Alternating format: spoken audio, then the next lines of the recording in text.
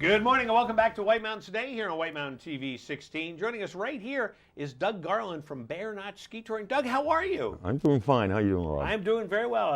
And happy Christmas week and vacation week and New Year and everything just kind of packed right in. So oh yeah, very action-packed time. Action-packed time. And it looks like we're going to get some snow. They're saying we're going to get 4 to 8 inches, is the last I heard, and that's through the Monday-Tuesday spell there. And that'll do us well, because currently we are not open for skiing. Right. Unfortunately, we don't have quite enough to give a quality product.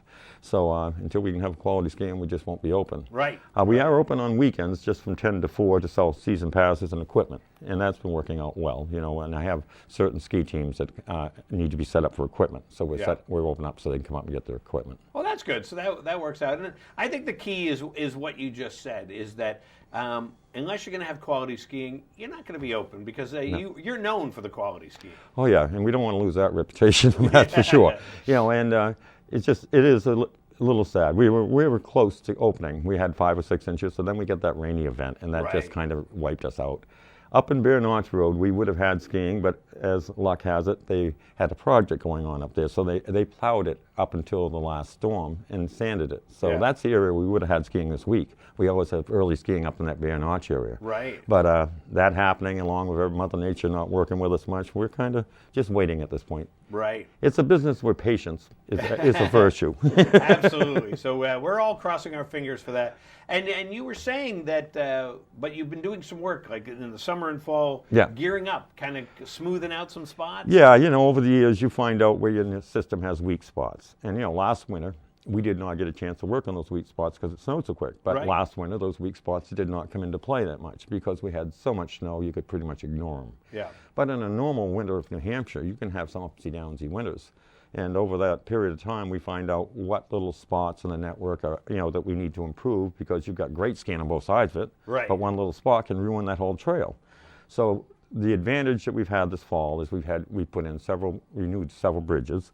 We dealt with several places that are inherently a wet spot. Yeah. So when we do get snow, we're going to be up and going even better than we normally are. Yeah. So that's the advantage, you know. Oh, absolutely. You know, kind of because you are at the you know, the beck and call of what can happen, and weak spots can change. You know, that's right. Rivers change and everything. You know, right. so it's kind of one of those things. And we've been working on our grooming equipment. You know, that gives us a little time, change oil and everything. You know, so we're all up and spiff and ready. Now, last year we got caught off guard, so, so I don't know if we changed oil last year.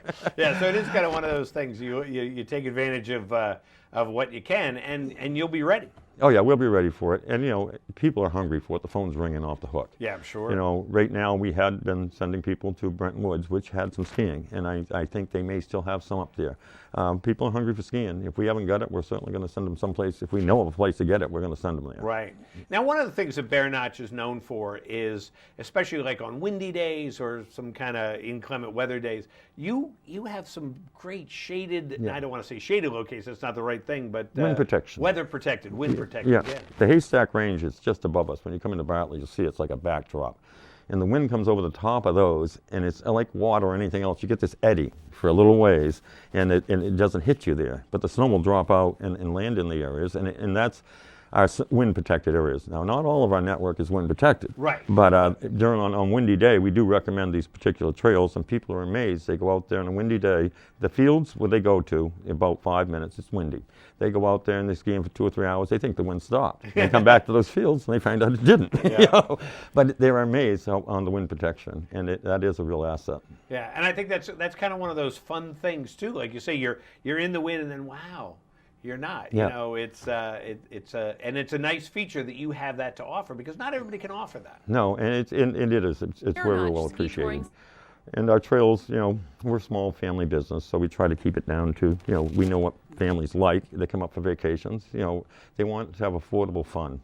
And so we try to keep it that way. So when we're open, we allow skiers, with a paying adult, up to 16 years old. A family can bring up to 16-year-old kids, and they ski for free. That's awesome. Complimentary. Awesome. So that makes it very affordable for families. We keep our children's rentals down as bare bones as we can as far as price goes, and we have excellent rentals. So that's what we're all about. You know, it's trying to make good memories. Unfortunately, right now, we have had a fair amount of people that have asked, and we normally don't let this happen, but we let them walk on the trails because they're just looking to get out and do something. and we're very dog friendly. So a lot of our customers, even though they might be skiing somewhere else, can't bring their dog there. Right. So they want to get out and exercise the dogs. And like I say, it's not something we promote generally, but we are allowing walking on the trails at this point in time. Yeah. And I think the dog-friendly thing is an important feature, because I love, when I go cross-country skiing, I like having my dogs with me. It's kind of a nice, companionship thing, and just watching them romp and play and everything else. It's kind of, the dogs are part of the family, so I think that's great to be able to do that. It's difficult to exercise your dog in the winter. If you have an active dog that wants to get out, and they do, the people come up and they say, as soon as they get into it by the blinking lights in Bartlett, the dog starts going crazy because they know they're going up there. Yeah, they know their destination's up there. And they get out, and they're just, it's amazing how well behaved the dogs and the people are with the animals. We thought there might be some problems, but generally over the last 25 years, we've had just about no problems with it. Yeah, well, I'm kind of a believer too that the dogs, it's kind of inherent. They know they're out, getting a chance to exercise and romp. It's almost like they're like, I'm not going to misbehave. That's right. Put me back in the car. That's right. So they know it, and so that's kind of a nice feature in being able to do that up there. So now, do you have any events going on this year? No, we don't really. We aren't really event oriented. No. We have a small staff, and our event is generally try to provide excellent skiing at an economical price. No, that is about what we do. Yeah. Now, there are a lot of people, I kind of have gotten back into cross-country skiing the last couple of years, and so lessons always come up, because a lot of people think, it's just cross-country skiing, I don't need a lesson. But how important is a lesson? A lesson is very important, especially for somebody that wants to pick up the sport. Now, you can go out there and have a good time just sort of hacking around, and you can do that on our trails down to the river and stuff without a lesson if you wanted to. But for somebody who wants to pick up the sport, and it's for efficiency of movement, it's excellent. Cross country should be a kick and a glide situation. Right. A lot of people do the shuffle and think they're there, but if they actually experience that little kick and that little glide and start getting in that rhythm, they find it's a whole different sport. And it's like anything else. You're best off get an early lesson in. The Learn to Ski package we have is very economical. You start off on your right foot, and you don't get bad habits. If you go out and do it on your own ahead of time, you'll get around, but you might start establishing habits that you wish you hadn't. Right. And it's easier if some instructor, and it's very basic. It's just a matter of somebody telling you, if you do it this way, it's going to work better. Right. And all of a sudden, wow, it does. Yeah, it's not like trying to rewire a TV or something like that. It's very simple, but it does make all the difference. No, my brother Clifton does most of our Learn to Ski lessons, and he's very methodical and he's very patient, and he knows how to get through to the particular individuals. It's different people who learn in different ways. Right. So you've got to kind of figure out who you're dealing with, and then so he gives an excellent lesson. People come back very satisfied. That's awesome, and then they realize.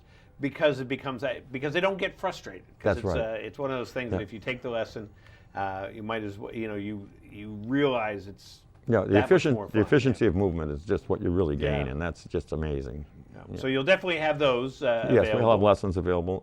We do our lessons by reservation, so we prefer people to call ahead and set up a time to come up. Yeah. And that said, there you go. And so if it snows tomorrow, when will you be open? As soon as we have about 4 inches of snow, okay, is where we're at right now. 4 inches, we'd be able to get about 10 to 15 kilometers open. If we get 8 inches, we'd probably be able to get 25 open. So we're looking forward to it. We got a nice new snow roller we put together this year. Now, what the bad part is I put the roller together just before the last snowstorm. So I'm about ready to take it apart. Right. You don't want to be that guy. See if that makes a difference. Yeah. Well, that's awesome. So, so people can always give a call, and your phone number is? It's 374-2277. Or they can go online at bearnotchskitouring.com. Yeah. So check out either way, but good luck. Oh yeah, we're looking forward to the snow. We're looking forward to the skiing. Oh, it's very early yet in the winter. Last year did set us off a little bit. We'd been open a month already, but this is still early for cross country. We have a lot of winter ahead of us. We're looking for some great skiing. Absolutely. You tend to go a little bit longer too because of that. We do tend to go longer because we get more snow and usually. Yeah. I don't want to jinx myself. That's right. Well, Doug, it's great to see you. Yep. And look forward to doing some skiing, and Happy New Year. All right. Thank you very much. I hope to be back and have a better report next time. I hope so. And I'm back here in a minute on White Mountains Today.